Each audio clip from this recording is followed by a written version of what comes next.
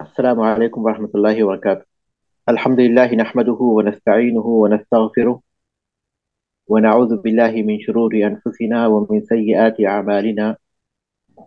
من يهده الله فلا مضل له ومن يضلل فلا هادي له. وأشهد أن لا إله إلا الله وحده لا شريك له، وأشهد أن محمدا عبده ورسوله. أما بعد، فإن خير الحديث كتاب الله، وخير الهدي هدي محمد صلى الله عليه وسلم، وشر الأمور محدثاتها، وكل محدثة بدعة، وكل بدعة ضلالة. بسم الله الرحمن الرحيم. النحو الواضح. ودرسنا اليوم بعد واو المعية، نصب الفعل المضارع بعد واو المعية. اس سے پہلے آپ کے سامنے یہ بات کئی مرتبہ آ چکی ہے کہ فعل مضارع کو نصب دینے والے ادوات یا حروف چار ہیں: ان، لن، کئی، اذن. ان ولن وکئی و اذن. ان کے علاوہ فعل مضارع منصوب ہوتا ہے نمبر ایک لام التعلیل کے بعد، جسے لام کیب کہتے ہیں. نمبر دو لام الجحود کے بعد، اور نمبر تین او کے بعد، او کے بعد، اور نمبر چار حتیٰ کے بعد، نمبر پانچ فا السببیہ کے بعد، اور نمبر چھ جو آج ہم لوگ پڑھیں گے وہ ہے واو المعیہ کے بعد. ان چھ کو اگر ہم پہلے چار کے ساتھ ملا لیتے ہیں تو یہ کل چار، یہ کل 10 ہو گئے. یہ 10 ادوات ہیں، یہ 10 ادوات ہیں جو فعل مضارع کو نصب دیتے ہیں. ان میں سے جو چار ہیں وہی اصل ہیں، باقی جو چھ ہیں اس میں ان مضمر ہوتا ہے. تو چھ ادوات ایسے ہیں کہ ان مضمرہ کے ذریعے، ان مضمرہ کے ذریعے اس میں نصب ہوتا ہے. ان کے بعد ان مضمر ہوتا ہے اور اس کی وجہ سے فعل مضارع منصوب ہوتا ہے. تو آج ہم پڑھیں گے واو المعیہ کے بعد، بعد واو المعیتی. معنی نصب الفعل المضارع بعد واو المعیتی، فعل مضارع کو نصب دینا واو المعیہ کے بعد. فعل مضارع کو نصب دینا واو المعیہ کے بعد. لم يفعل الخير ويندم، لم يواسي الفقير ويمن عليه، لا تأمر بالصدق وتكذب، لا تنظر إلى عيوب الناس وتهمل عيوب نفسك. پہلی مثال ہے لم يفعل الخير ويندم. وہ بھلائی نہیں کرتا اور شرمندہ ہوتا ہو. وہ بھلائی نہیں کرتا اور شرمندہ ہوتا ہو، اس کا معنی کیا ہے؟ اس کا معنی یہ ہے کہ وہ بھلائی کر کے شرمندہ نہیں ہوتا. لم یفعل الخیر ویندم، وہ بھلائی نہیں کرتا اور شرمندہ ہوتا، یعنی وہ بھلائی کرنے کے بعد شرمندہ نہیں ہوا. لم یواصل الفقیر ویمن علیہ، اس نے فقیر کی مدد نہیں کی اور اس پر احسان جتایا، یعنی اس نے فقیر کی مدد کرنے کے ساتھ اس پر احسان نہیں جتایا. اس نے فقیر کی مدد کرنے کے ساتھ اس پر احسان نہیں جتایا. لا تأمر بالصدق وتکذب، تم بھلائی کا حکم نہیں دو اور جھوٹ بولو، یعنی ایسا مت کرو کہ سچائی کا حکم دو اور خود جھوٹ بولو. لا تنظر الى عیوب الناس وتهمل عیوب نفسك، تم لوگوں کے عیب جوئی مت کرو، یعنی لوگوں کے عیبوں کو مت دیکھو، لوگوں کی عیب جوئی مت کرو اور اپنے عیبوں کو نظر انداز کرو، یعنی اپنے عیبوں کو نظر انداز کرتے ہوئے دوسروں کے عیب جوئی مت کرو. یہ چار مثالیں آپ کے سامنے ہیں. ان مثالوں پر آپ غور کیجئے کہ اس میں فعل مضارع کہاں ہے. فعل مضارع ہے یندما پہلی مثال میں، دوسری مثال میں ہے یمنا، اور تیسری مثال میں تکذبا، اور چوتھی مثال میں ہے تہملا. اس کے علاوہ بھی فعل مضارع ہیں، لیکن ہمارے درس کا تعلق چونکہ واو المعیہ سے ہے، اس لیے ہم نے ان چار افعال کو خاص کیا ہے. ہر جملے میں جو فعل مضارع ہم نے خاص کیا ہے وہ واو المعیہ کے بعد، یندما، یمنا، تکذبا، تہملا. ان افعال پر इन अफ़ाल मुज़ारिया पर हम गौर करते हैं तो हमें मालूम होता है कि ये वाव के बाद आए हैं। ऐसे वाव के बाद आए हैं जो कि मईयत और मुसाहबत का फायदा देता है। मईयत और मुसाहबत एक ही माने में, यानी साथ साथ होना। इस बात का फायदा देता है कि वाव से पहले जो जिक्र किया गया है और वो वाव के बाद जिक्र किया गया है, वो दोनों साथ साथ हैं। वाव का माकबल वाव के माकबल माँ बाप के मुसाहिब है। वाव का माकबल वाव के माँ बाप के मुसाहिब है। इस बात का फायदा देता है ये वाव, जिसको हम वावुल मइया कहते हैं। ये वाव जो कि फेल मुजारे से पहले आया है, वो इस बात का फायदा देता है कि उससे पहले जो जिक्र की गई है और उसके बाद जो जिक्र की गई है, वो दोनों साथ हैं। मुसाहिबत का फायदा देता है, यानी नेकी करना, शर्मिंदा होना, पहली मिसाल में गोया ये दोनों साथ हैं। और इसी तरह फकीर की मदद करना और उस पर एहसान जताना, ये दोनों बातें साथ हैं। झूठ बोल सच्चाई का हुक्म देना और झूठ बोलना, ये दोनों साथ हैं। लोगों के ऐबजोई करना और अपने ऐबों को नजरअंदाज करना, ये दोनों साथ हैं। तो ये वाव का जो माकबल है वो और जो वाव का माबाद है, दोनों एक साथ हैं। दोनों के मुसाहिबत का ये वाव फायदा देता है। हम ऐसे भी कह सकते हैं कि ये इस बात का फायदा देता है, इस बात का फायदा देता है कि जो वाव का माकबल है, जो वाव का माकबल है और जो वाव का माँ बाद है, वो दोनों एक साथ हासिल नहीं हो सकते। एक साथ हासिल नहीं हो सकते। वाव का माकबल और उसके माँ बाद के एक साथ हासिल होने की नफी का फायदा देता है।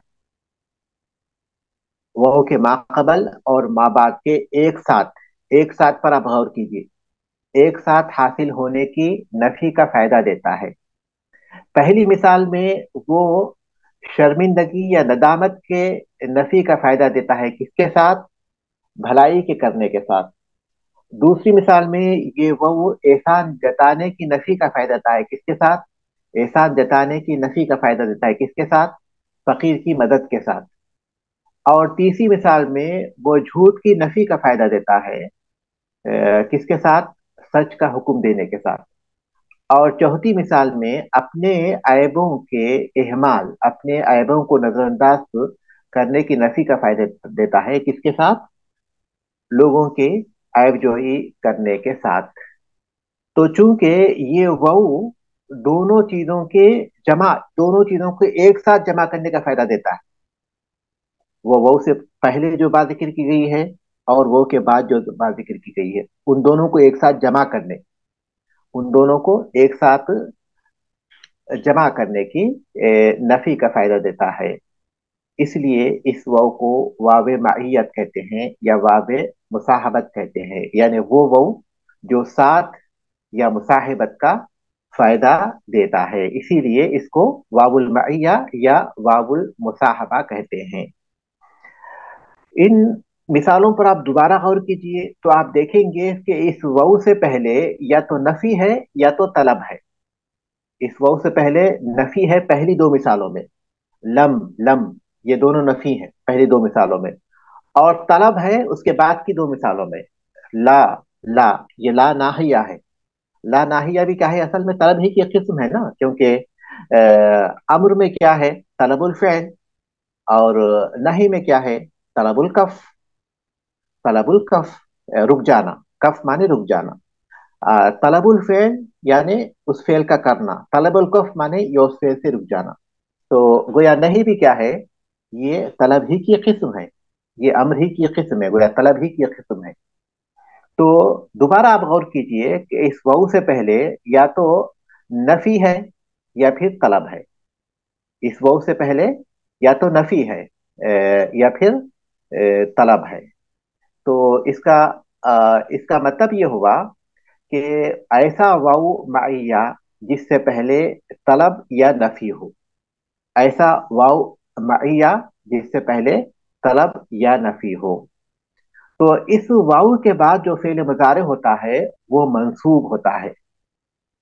آپ دیکھ رہے ہیں کہ فعل مضارع منصوب ہے اس واو کے بعد. یندما، یمنا اور تکذبا، تہملا، فعل مضارع منصوب ہے. اور اس کے نصب دینے کے ادوات میں سے کوئی بھی ادات اس کے پہلے نہیں ہے. نہ تو ان ہے، نہ تو لن ہے، نہ اذن ہے، نہ کئی ہے. تو اس کا مطلب یہ ہوا کہ یہاں ان مضمر ہے. اور ان کو مضمر کرنا واجب ہے، کیونکہ ان کو اگر رکھیں گے تو معنی صحیح نہیں ہوگا. وہ ان یندما اگر بولیں گے، وہ ان یمنا، تو معنی صحیح نہیں ہوگا. تو اس کا مطلب ہے کہ ان کو پوشیدہ رکھنا ہی ضروری ہے، اس کو ظاہر نہیں کر سکتے.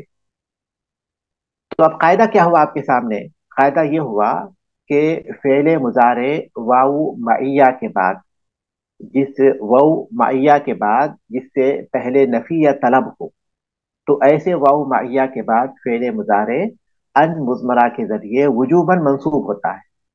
ان مضمرہ کے ذریعے وجوباً منصوب ہوتا ہے. القاعدہ دیکھیے، ينصب المضارع بأن مضمرة وجوباً، فعل مضارع نصب دیا جاتا ہے ان مضمرہ کے ذریعے وجوبی طور پر.